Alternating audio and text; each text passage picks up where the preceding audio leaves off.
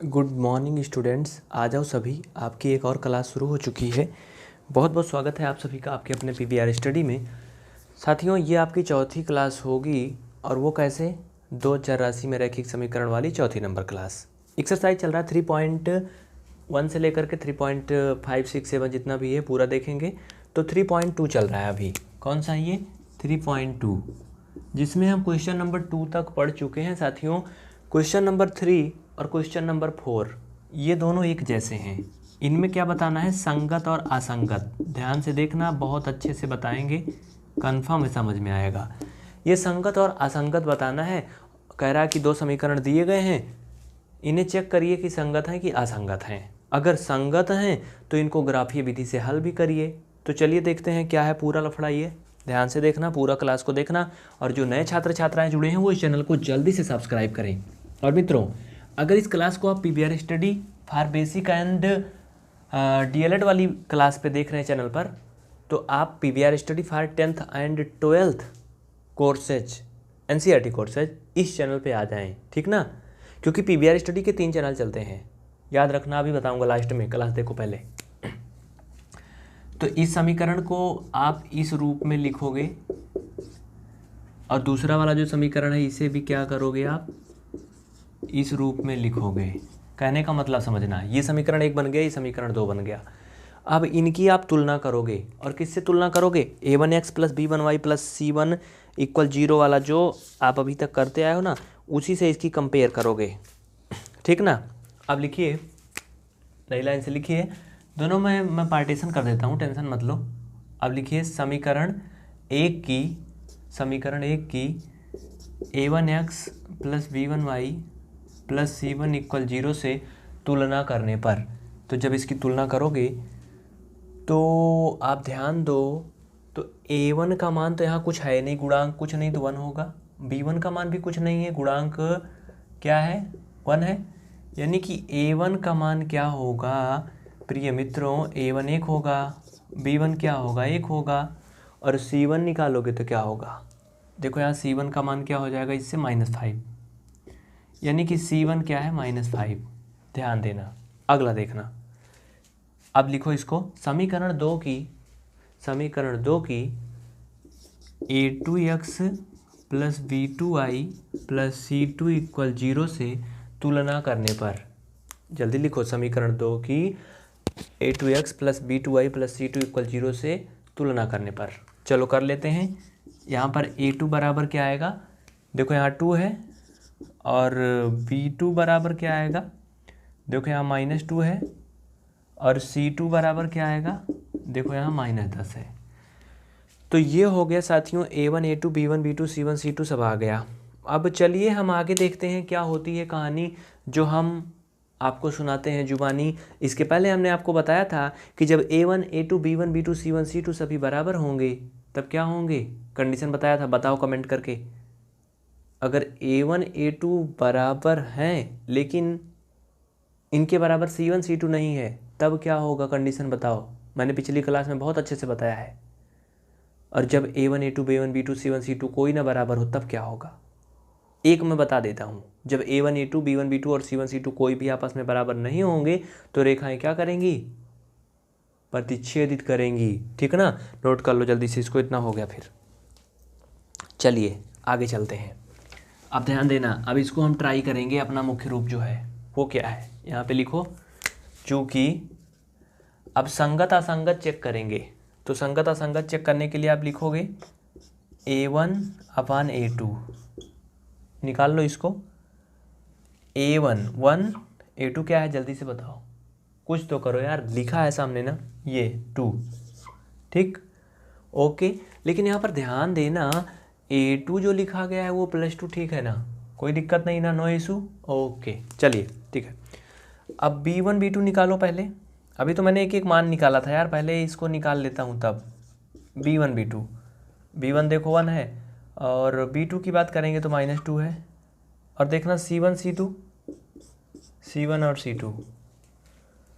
अच्छा, b1 का मान क्या आया था, x प्लस वाई, यही है कि माइनस में है, देख लो आप सभी, मिला लो, नहीं तो बाद में चिन्ह वाला लफड़ा फंस जाता है ना। एक्स प्लस वाई ही था, प्लस में ही था, ओके कोई दिक्कत नहीं है, नो प्रॉब्लम। तो आप निकाल लो इसको। यार B2 का मान मैंने माइनस में लिखा है ना, ठीक है ना, B2 का मान माइनस में लिखा है। सो एक मिनट रुकना, ये 2i है ना, देखो यही 2i तो मैंने यहाँ लिखा था, ये 2x है, ये 10 है, इधर आया तो माइनस हुआ, लेकिन ये 2i माइनस कैसे होगा, ये माइनस नहीं होगा। इसको आप ऐसे एक लाइन खींच के प्लस कर लो बस, बाकी कुछ नहीं करना, माइनस को प्लस करने में आसान होता है, ठीक। तो इस तरह से आपका ये भी मान क्या आएगा, पॉजिटिव आएगा। C1 C2 की बात देखो, C1 का मान -5 है और C2 का मान -10 है। देखो बहुत ध्यान देना पड़ता है, नीचे ऊपर दोनों में माइनस है तो ये प्लस हो जाएगा, और 5 1 कम 5, 5 दूना 10। यहाँ पर आपको एक बात नज़र आ रही होगी, A1 A2 B1 B2 और C1 C2 तीनों बराबर है, तीनों बराबर है ना। जल्दी से नोट कर लो इतना, उसके बाद मैं आगे बताता हूँ क्या होगा। आप जल्दी करो, वीडियो को रोक करके या फिर स्क्रीनशॉट ले लो तुरंत, बहुत जल्दी फटाफट बिना देर करे हुए, जल्दी करिए। हो गया ना। जब तीनों बराबर हैं तो क्या होगा, आगे लिखना, A1 इक्वल A1 अपान A2 इक्वल B1 अपान B2 इक्वल C1 अपान C2 आ गया, आपने देख लिए सब बराबर आ गया। अब नीचे लिखोगे, अतः समीकरण युग्म के अपरिमित रूप से अनेक हल होंगे। अगर ऐसी स्थिति आती है, तीनों बराबर होते हैं, तो समीकरण युग्म के अपरिमित रूप से अनेक हल होंगे। और अतः क्या लिखोगे इसके आगे, इसलिए समीकरण युग्म क्या होंगे, संगत होंगे। अब नीचे लिखना, अब रेखा, पहला समीकरण क्या था, x प्लस वाई इक्वल 5 है ना, x प्लस वाई इक्वल 5 से, चाहे तो लिख लो समीकरण लिख लो, चाहे रेखा लिख लो, से यहाँ से ध्यान देना, अगर यहाँ से x निकालोगे तो ये 5 माइनस वाई आएगा। क्या आएगा, 5 माइनस वाई आएगा। अब लिखो y बराबर 1 2 3 क्रमशः, ठीक ना, ब्रैकेट में लिख लो, क्रमशः रखने पर। तो देखिए ध्यान देना, अगर आप इसमें y का मान अलग अलग रखोगे तो x के मान अलग अलग आएंगे। तो साथियों चलो रख लेते हैं, x इक्वल 5 माइनस वाई है, तो y का मान जब 1 रखोगे तो x का मान क्या आएगा, ध्यान देना, 5 माइनस 1 तो x का मान क्या आएगा, 4 आएगा। y का मान कितना रखा था, 1 रखा था, y का मान 1 रखा तो x का मान क्या आया, 4 आया। ध्यान देना, y इक्वल 2 रखने पर क्या होगा, इसी में रखना है ना, तो x बराबर 5 माइनस वाई की जगह पर 2 रख दिया इसमें, तो x का मान क्या आ गया, 3 आ गया। इसी तरह से और भी कर लो, y इक्वल 3 रखने पर, देखो जब इसमें y का मान 3 रखोगे ना तो भाई 5 में से 3 घट जाएगा, 2 आ जाएगा, यानी x का मान क्या आएगा, 2 आएगा। अब देखो यहाँ पर 3 बिंदु मिल गए मित्रों, 3 बिंदु मिल गए। पहला ए बिंदु क्या मिला, x कामा वाई इक्वल 4 कामा 1, दूसरा बिंदु मिला है x कामा वाई इक्वल 3 कामा 2, तीसरा मिला है x कामा वाई इक्वल 2 कामा 3।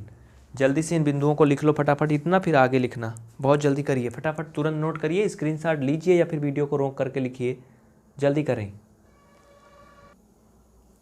जो बिंदु आए थे उनको आगे लिख लेंगे हमें कुछ इस तरह से, अतः दिए गए समीकरण 1 से प्राप्त बिंदु 4 कामा 1 बी जो है 2 कामा 2 और 2 कामा 3 है, अतः इन्हें हम या फिर जिसे हम इस तरह से लिख सकते हैं, बोलो लिख सकते हैं ना, y लिखा है, इधर लिखा है x इक्वल 5 माइनस वाई, तो ये मान आए हैं। अब चलो इनको ग्राफ पे दिखा दो बस, ठीक ना। अब लिखिए ग्राफ पे इसको दिखाइए, जिसे आप लिख लेंगे, क्या लिखा है, आलेखित करना। ये देखो ये ग्राफ है जिसे आप जानते हो बहुत अच्छे से, है ना साथियों, वो x है, ये x डैश है, ये y है, ये y डैश है, ठीक ना। मान कितना तक रखोगे, देखो अधिकतम मान 3 आया है, बस ज़्यादा नहीं रखना है, तो चलो रख लेते हैं 1 2 3, ये -1 -2 और -3, -1 -2 और -3। ये देखो यहाँ पे तो 0 होगा, ये 1 इसके लिए है, यहाँ पे होगा 1 2 3।